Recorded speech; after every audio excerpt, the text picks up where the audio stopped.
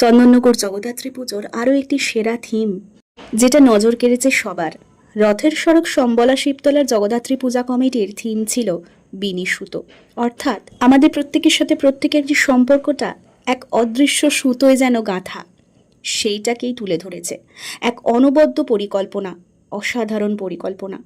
প্রত্যেকটি মডেল যেন জীবন্ত। দেখে ঠিক আগেকার কথা মনে পড়ে গেল। আগেকার দিনে ঠাকুমা দিদিমারা যেরকম পানের বাটা সাজিয়ে বসে থাকতেন, ঠিক তারই যেন এক জীবন্ত রূপ। অসাধারণ। এত সুন্দর ভাবনার পরিকল্পনা যে কোনো প্যান্ডেলের থিম হতে পারে, সেটাই অবাক করার বিষয়। এই প্যান্ডেলের থিমটা দেখার সময় বেশ অনেকক্ষণ সময় নিয়ে দেখছিলাম জানেন।